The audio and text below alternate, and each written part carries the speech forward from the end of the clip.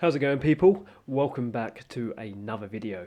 So this video is actually going to be more of a theory side rather than any kind of technical guidance or watch list or trade recaps or anything like that. So I think it's going to be a pretty interesting video, and it's definitely a subject that I feel is completely either neglected or not even spoken about in some trading education companies I've seen, or even material that I've come across. So I think it's going to be super useful, and hopefully you get some value from it. So what is the subject I'm going to be talking about? And it's liquidity. I've spoken about the subject of liquidity in a previous video under go check it out after this video if you're interested. It's the one thing that changed my trading, and that is supply and demand. And understanding liquidity obviously comes with understanding how you can utilize supply and demand. So I think it's going to be quite a beneficial accompaniment to that. So anyway, let's get into that. So let's go into what exactly is liquidity and how liquidity is created. So you've got two types of orders, or you've got a few types of orders, but the two main ones are pending orders and market orders. Now, pending orders are what create liquidity, and market orders are what take liquidity away. Now, why is that?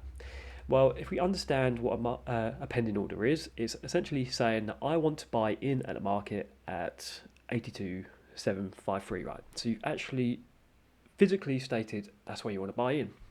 However, a market order is where you say, get me in at the best price possible. So what does that do? It removes liquidity, because you're saying, get me in at the best price. But what if price is down here or down here?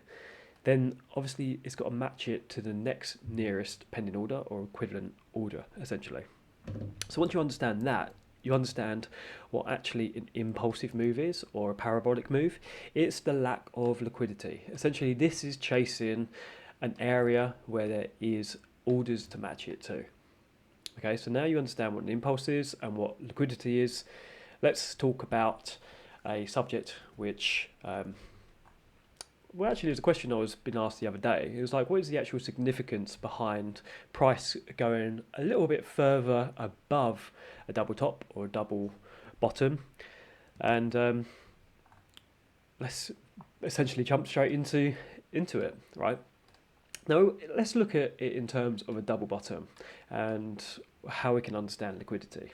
So, if you're an institution, you would be using a pending order, right? Because why? Well, you want to be getting in at the best price, you want to know the price that you're getting in on, and also you want to ensure that you're being filled, because institutions are obviously going to have a much larger trade size and position size than run-of-the-mill Joe Bloggs trader, right? The typical retail trader. So they want to be obviously get in at the best price. So why does the market move down before it moves up, right? In the scenario of a double bottom. Well, let's look at what a double bottom is. Double bottom is one of the most basic things that is, or technical aspects that is taught to retail traders. So if you're an institution and you understand that, say, 80 to 90% of people are going to be buying here at a double bottom, because we've got this double bottom here, right? You're not going to be buying in at the masses, are you? Because you've got such a large volume. If all of this is already taken up, you're not going to get either one, you're not going to get filled, or you're going to get filled at a worse price. So you want to ensure that you're filled, and you're filled at the best price possible. Now, with the power of that size, they can essentially be able to manipulate the market in a certain way. Okay, now what does that look like? Well, if everyone's buying here and everyone's got their pending orders here, we've got a lack of liquidity here, we've got an impulse down. Why? Because there's nothing in between, everyone's chasing the price through market orders or so be it, and then we hit here. We hit an order block, therefore we've got a reaction to this level because we've got a cluster, right? We've got all these people buying in. As an institution, you understand that. Well, we'll say, well, we don't want to get in here, we want to ensure the best fill possible. So let's look at what a buy would typically look like for a retail person. Say you'd have a 60 pip stop just below there, and you're looking to buy here up to here. Well, as an institution, you understand this, and you can take advantage of this, because you can say, well, this is obviously going to have liquidity. Remember, go back to what liquidity is. It's a cluster of pending orders. Now, what is a stop? When you put a stop in, it's a pending order, isn't it? It's saying that you want to sell your position here if it's basically not going your way. Well, obviously, that's liquidity, right? As a institution, you understand that down here, a lot of people are going to be selling if price moves that way. Now, I want to be buying, so therefore, I'm going to be buying at the best price possible and where the most orders are going to live.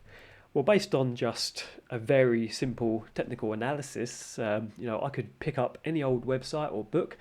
I now know that 80% of people are going to be buying here. Now, this is why you don't want to be trading with the herd. You don't want to be trading with the mass and what everyone else is thinking. And this is why a lot of professional traders always say, as soon as someone's called their move, it's best to fade it because, for various reasons. However, understanding this, right, we know this, so we can use this to our advantage, push price a little bit lower, and then we can start buying back all of these people and all the stops that are being hit, all the buy or sell orders or sell to buy, whatever they're called, and then we can start filling in our position, right? So therefore, liquidity lives here. Now, how can we interpret this? Through patterns. Now, patterns are just essentially an interpretation of what is actually happening. It's a battle between buyers and sellers right here. Obviously, we've got liquidity here, and we know that. However, we keep putting selling pressure in on the market through large order sizes, pushing it down. However, more people buying it because they want to be getting it at a better price. And essentially, it's getting to the point where all orders have now been fulfilled. There's essentially no best orders. Maybe there's a large amount of orders to buy that are living around here and they're matched to that, and then that's what creates this impulse. So this is why, following from here, we now have an impulse. And what is an impulse? It's a lack of liquidity. So from here to here, we now have no great buy orders until we get to here. And this is how it works, right? So now everyone's getting in saying, well, I want to buy, but there's nothing to match until we get to here. And then so be it. And then that's why price will go lower. And then we can interpret how to get in on that based on a descending pattern, slightly breaking a double top or double bottom region and buying that. Or if it's the reversal, looking to sell, obviously it will be an ascending pattern and looking to sell that ascending pattern. So then you can see why price actually breaks that. You can say it's a conspiracy, and as I said, the 10% are trying to, or the 1% are trying to take their losing positions or whatever, or make and keep people poor. You could say that, or just look at it from actually how the market works. You're not going to be buying a house at the highest price possible, are you? You want the best price possible, and you want to ensure that you can actually sell it or buy it at that price. Same as if you're selling. You want to be selling at the best price possible, okay? So therefore, understanding that, you understand that there's going to be a lot of liquidity up here because people are going to be having their stops there. So therefore, you can take advantage of that. So that's why you shouldn't stick with the market or the mass and the majority, and understand that if price breaks a little bit further, just wait and we can get in based on stops being hit. And this comes down to understanding candle shapes, right? What is a high test and a low test?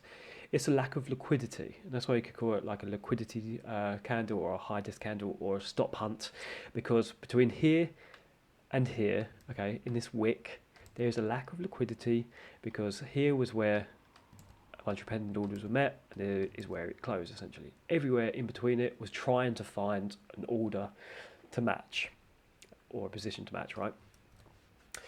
And that is essentially it. So once you have that and you've got that understanding, how can we utilize that with supply and demand?